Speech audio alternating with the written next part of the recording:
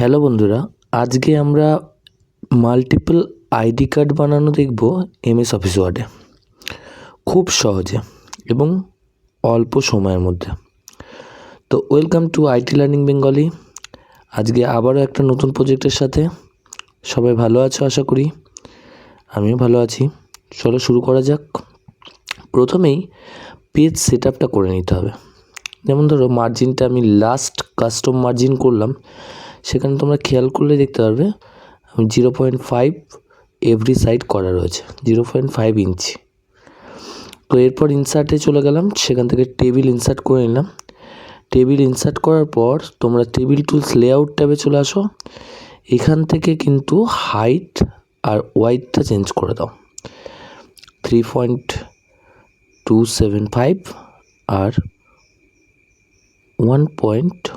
2.125।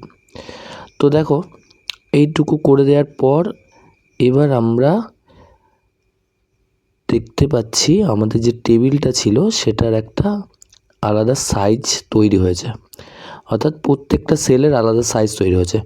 এবং এই table move হ্যান্ডেলের সাহায্যে আমরা পেজে এটাকে রিসাইজিং করে নিচ্ছি, অর্থাৎ পেজে আমি এটাকে অ্যাডজাস্ট করে নিচ্ছি। অ্যাডজাস্ট করে নেওয়া হয়ে গেলে এরপরে আমরা কিন্তু আমাদের আইডি কার্ড ডিজাইনের কাজটা শুরু করতে পারবো। এবং তার জন্য শেপসে চলে এলাম। শেপসে এসে আমি রেক্ট্যাঙ্গেল শেপ নিয়ে এখানে একটা শেপ ড্র করে নিলাম বন্ধুরা। ড্র করে নেওয়ার পর এইটা আমি অ্যারো কির সাহায্যে একটু অ্যাডজাস্টিং করে আমি চলে এলাম শেপ ফিলে, যেটা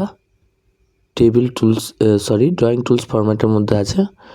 এখান থেকে আমরা ফিল কালার চুজ করে নিলাম একটা, এবং আবার আমি আরও একটি শেপ ড্র করতে চাইছি। মানে ব্যাপারটা বুঝে নাও যে শেপগুলোর সাহায্যে আমি এখানে একটা আলাদা লুক তৈরি করার চেষ্টা করছি।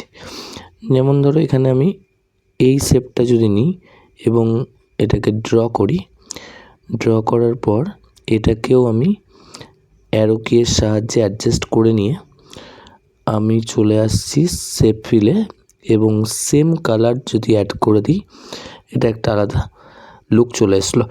তা এই ডিজাইনগুলো না, এইগুলো কিন্তু নিজস্ব কনসেপ্ট। দেখো আমি যেমন এখানে একটা এই যে সার্কেলটা আমি ড্র করলাম, এই সার্কেলটার মধ্যে আমি একটা ইমেজ ইনসার্ট করতে পারবো, যার ফলে কিন্তু এটা একটা আইডি কার্ডের লুক চলে আসবে।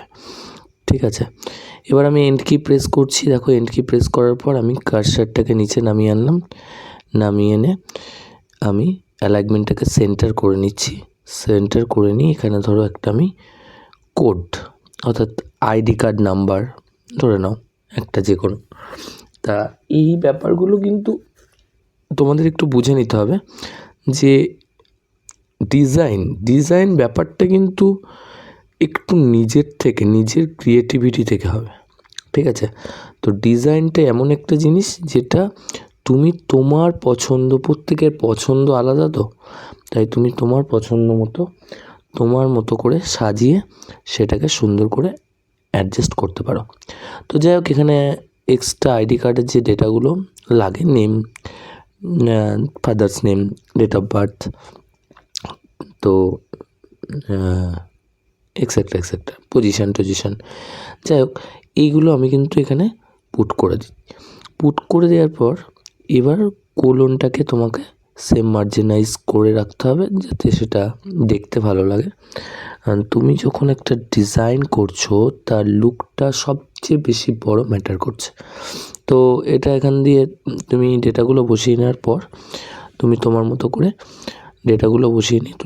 করে ডিজাইন। এখানে আমি যে শেপগুলো নিয়ে ড্র করেছি উপরে, তোমরা চাইলে অন্য শেপ ড্র করে বা অন্য কোনো শেপ এক বা একাধিক শেপ ব্যবহার করে আলাদা লুক দিতেই পারো। ঠিক আছে, তো এটা কিন্তু ওই যে বললাম, এটা কিন্তু তোমার ইচ্ছা, তোমার পছন্দ, এগুলোর উপর নির্ভর করছে। তো দেখতে ভালো লাগাটা বড় ব্যাপার। তো সেখানে এবং তার সঙ্গে একটা আইডি কার্ডের লুক কীরকম হতে পারে তার একটা কনসেপ্ট থাকলে সেটা আরও ভালো হবে। তো যেটাই বানাও না কেন, ওয়ার্ড প্রজেক্টগুলো ঠিক এইভাবে নিজের কনসেপ্টটা অনেক বেশি কাজে লাগে। তো তো যাই হোক, এইভাবে আমার ডেটাগুলো এন্ট্রি করার পর যখন আমি কার্সার কোলনের যে মার্জিনটা সেটাকে সেম করে ফেললাম, তারপরে আমার কাজ হবে এটাকে আমি ধরো একটু বোল্ড করে দিলাম, এই যে এইগুলো বলছি। এরপরে কাজ হবে আমার কিন্তু ধরো এই যে ফন্ট সাইজটা, এটা যদি মনে করি একটু বাড়ালে ভালো হবে বা না কমালেই ঠিক হবে। তো এইভাবে কিন্তু নিজের মতো করে পছন্দ অনুযায়ী জিনিসগুলো করে নিতে পারবে। এরপর আমি চলে আসছি, দেখো এটা যে বাড়ানোর পর ভালো লাগছে না বলে আমি আবার কিন্তু ডিক্রিজ করে দিলাম। তো এরপর আমি কিন্তু এটাকে মনে করলাম একটু বোল্ড স্টাইল দিলে এটা হাইলাইটেড হবে, বোল্ড দিয়ে দিলাম। তো এই যে ব্যাপারগুলো, এইগুলো কিন্তু নিজের মতো করে করতে হবে তোমাদেরকে। এগুলো কমপ্লিটলি করে নেওয়ার পর তোমার যেটা কাজ হবে সেটা হচ্ছে পিকচার ইনসার্ট করা। এটা কিন্তু আমরা সেভ ফিলে গিয়ে আমরা পিকচার অপশান থেকে আমাদের ধরো ডকুমেন্টসের মধ্যে থেকে যে কোনো একটা পিকচার আমি এখানে তোমাদের দেখানোর জন্য, এখানে আমার বেশ কিছু স্টুডেন্টসের ছবি রয়েছে, তা আমি যে কোনো একটা ছবি নিয়ে আমি ইনসার্ট করে নিয়েছি। ধরো না এই ছবিটাই নিলাম, ঠিক আছে, এটা নিয়ে ইনসার্ট করছি। তো ছবিটা কিন্তু এর মধ্যে চলে এলো, শেপের মধ্যে সেই ডিজাইনে চলে এসছে। এইটাই হচ্ছে মেন কাজ। এই যে এই অংশটা তুমি করে ফেললে, এটা তুমি একটাতে করেছো। তো এইবার আমার দরকার বাকি আরও 8টা সেলে, মানে টোটাল 9টাতে। এর জন্য আমি মেলিং ট্যাবে যাব, ট্যাবে গিয়ে আমি স্টার্ট মেল মার্জে ক্লিক করব এবং আমি লেভেলসে ক্লিক করে, এখানে লেভেলসে ক্লিক করার পর আমার সামনে একটা ডায়লগ বক্স ওপেন হবে। এখানে যা আছে ওকে করে দাও, কিছু চেঞ্জ করার দরকার নেই। দেন আবার ওকেতে ক্লিক করো, দেখো তোমার সামনে একটা আলাদা ইন্টারফেস চলে এসছে। এইটা আসার পর ভয় পাওয়ার ঘাবড়ানোর কিচ্ছু দরকার নেই, জাস্ট Ctrl+Z প্রেস করো বন্ধুরা।